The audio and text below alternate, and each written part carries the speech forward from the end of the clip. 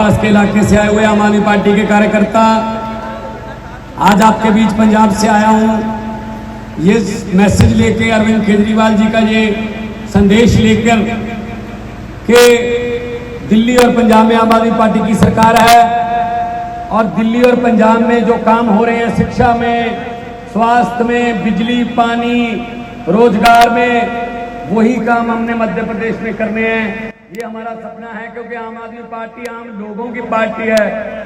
इसमें कोई वो नहीं है कि इनके भाई बेटे भतीजे वही चल रहा है। आम लोगों की सत्ता आम आदमी पार्टी का मतलब है। और मैं राम जी भैया तो हमारे उम्मीदवार हैं, एक दो दिन में आपको ये पता चल जाएगा बटन कौन से नंबर पर है। बटन भले ही झाड़ू का जिस मर्जी नंबर पर हो, लेकिन आना पहले नंबर पर है। तो ये भ्रष्टाचारी जो हैं, इन थोड़ा आवाज कम कर लो मास्टर में, आवाज कम कर लो। जो भ्रष्टाचारी हैं उनको एक संदेशा दे देना कि नौगांव में भगवंत मान आया था, उसने कहा कि जितने मर्जी इकट्ठे कर लो पैसे हीरे मोती, मगर ख्याल इतना रहे कफन पे जेब नहीं होती। सब कुछ यही रह जाएगा। इन्होंने लूटा है देश को, इन्होंने लूटा है प्रदेश को। अंग्रेज 200 साल इकट्ठे गुलामी देके गए और लूट के गए। ये अपने वाले 5-5 साल की किश्तों में लूट रहे हैं, फर्क कोई नहीं है भाई साहब इनमें। तो आओ इकट्ठे होकर सफाई करें। मुझे पत्रकार बंधुओं ने पूछा कि जी आपने पंजाब में इतनी आंधी में ये बीजेपी को कैसे हरा दिया। पंजाब में बीजेपी की 2 सीटें 117 में से, तो स्कूटर पर बैठ कर भी आ सकते हैं विधानसभा।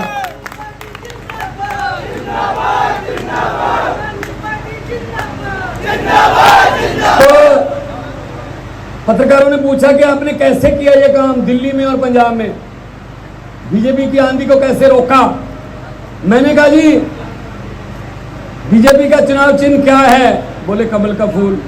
मैंने कहा आम आदमी पार्टी का चुनाव चिन्ह क्या है, बोले झाड़ू। मैंने कहा कमल का फूल उगता कहाँ है, बोले कीचड़ में। मैंने कहा झाड़ू का काम क्या है, बोले कीचड़ की सफाई करना। मैंने कहा हमने झाड़ू से कीचड़ की सफाई कर दी, दिल्ली और पंजाब में कमल का फूल उगे ही नहीं। ऐसे मध्य प्रदेश में कर दो इस बार, क्योंकि इनको आदत पड़ गई है कि अगर जीतते नहीं तो बाई इलेक्शन से जीत लो, एमएलए खरीद लो। ये तो लोगों के फतवे का निरादर है। लोकतंत्र है, लोग जो है फैसला करें। आप जनता जनार्दन सबसे ऊपर है, पब्लिक है, सब जानती है। लोग जब चाहें आदमी अर्श पर, और वहां जाकर अहंकार करने लगे, अहंकार आ जाए तो लोग कहते हैं आजा बेटा फर्श पर।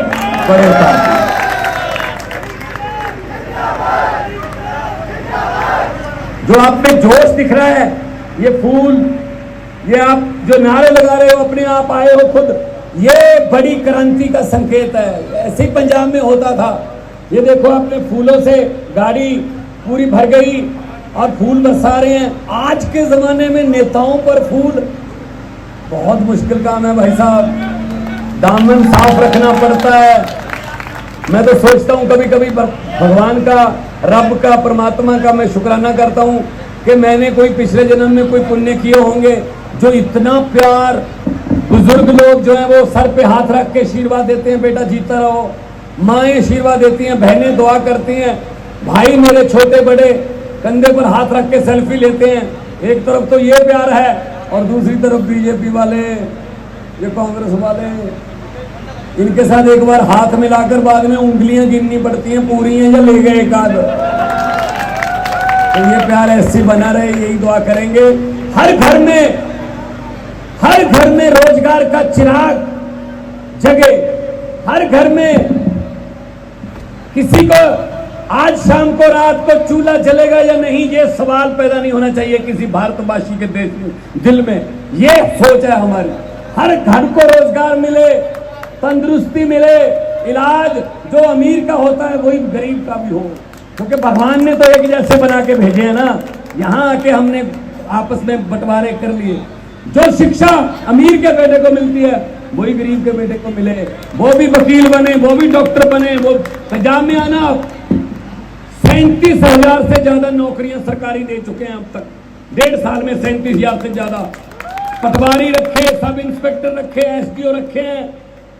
अभी पंजाब के गांव के लड़के लड़कियां, आम घरों के लड़के लड़कियां जज बने हैं जी, जज। क्योंकि कोई पैसा नहीं चलता वहां। आपका पेपर मेरिट पे जो आपने पढ़ाई लिखाई करके एग्जाम दिया, उसके नंबरों के आधार पे आपको पद मिल जाएगा। ये नहीं देखा जाएगा कि आपके पिता के बैंक में पैसे हैं या नहीं हैं। और लोग इस बात से बहुत खुश हैं कि हमने सोचा नहीं था कि बिना पैसे के हमारे बेटे बेटियां जज भी बन सकती हैं।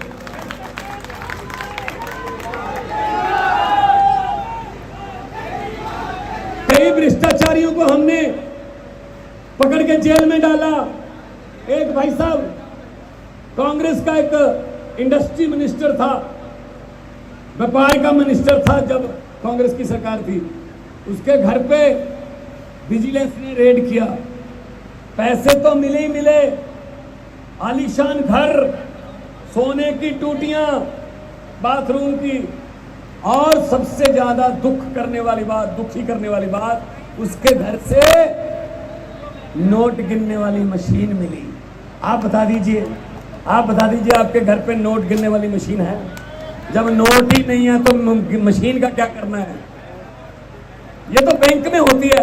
इसका मतलब वो कितना करप्ट होगा, कितना भ्रष्टाचारी होगा कि उसके परिवार ने भी मना कर दिया होगा नोट गिनने से, कि हमसे हर रोज नहीं गिने जाते, मशीन मंगवा लो। ये मशीन मंगवा के नोट गिनने वाले कहाँ रहते हैं आजकल? 6x6 के छोटे से कमरे में, जेल में है भाई साहब, जेल में। इसीलिए मैं कहता हूं, किसी का हक ना मारो, गरीब की बद्दुआ ना लो। गरीब की बद्दुआ और परमात्मा की दरगाह सीधा रास्ता, सीधा परमात्मा के पास पहुंचती है। तो भला करो। हम भी कोशिश करते रहते हैं जहां भी कि मौका मिले। पंजाब में स्कूल बहुत अच्छे बन रहे हैं, दिल्ली में बन चुके हैं। और पंजाब में हमने पिछली जुलाई में, मार्च में सरकार बनी, हमने वादा किया था, गारंटी दी थी। अरविंद केजरीवाल की गारंटी जो है ना वो पूरी होती है। ऐसे नहीं कि जुमले बनाते हैं, हम जुमले फेंकते हैं। 15-15 लाख आपके खाते में आ जाएगा, आ गया। 15 लाख की बात छोड़ो, जो 2-4 हजार रुपये घर पे इमरजेंसी के लिए पड़ा था वो भी नोटबंदी करवा के निकाल के ले गए। वैसे हम वो नहीं करते। अब तो मोदी जी भी कहने लगे हैं गारंटियां। जब बजने लगी बीजेपी के लिए खतरे की घंटियां तो मोदी जी को याद आ गई केजरीवाल की गारंटी। तो हमने गारंटी दी थी बिजली का बिल 0 हो जाएंगे।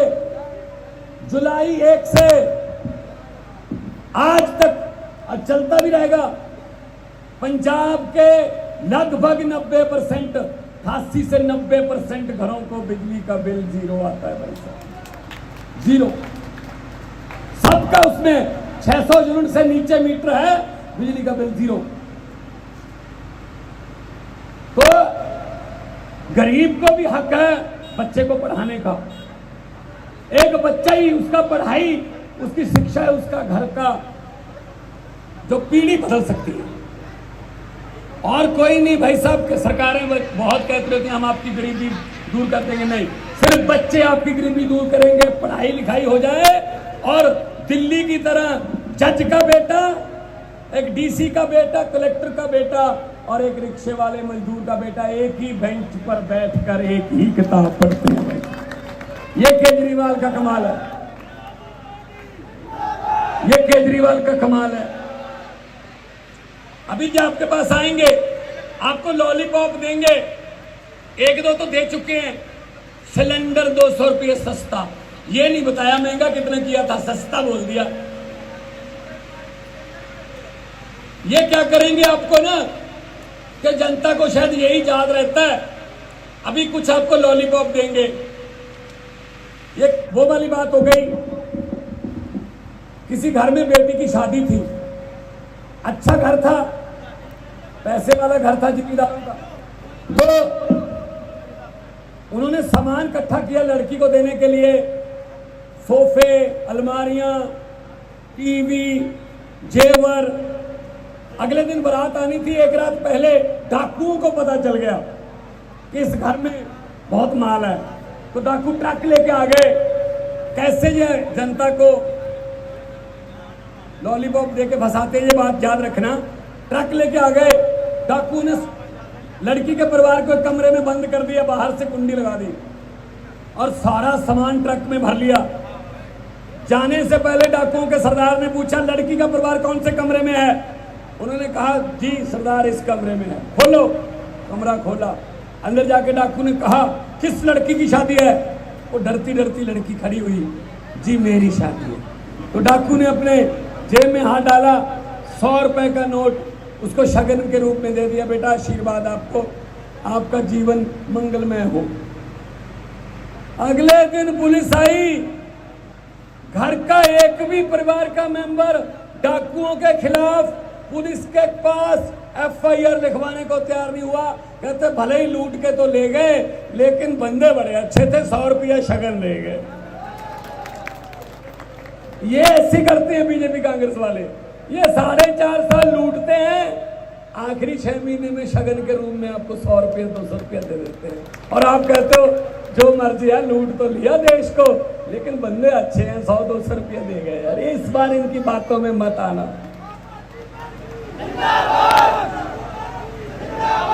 तो इस बार इनकी बातों में मत आना। और मैं तो ये भी कहूंगा कि ये नफरत के बीज बोते हैं, ये धर्म के नाम पे वोट मांगते हैं, ये जाति के नाम पे वोट मांगते हैं, ये हमको लड़ाते हैं एक दूसरे से। मैंने पार्लियामेंट में भी बोला था कि लंबे सफर को मीलों में मत बांटिए, कौम को कबीलों में मत बांटिए।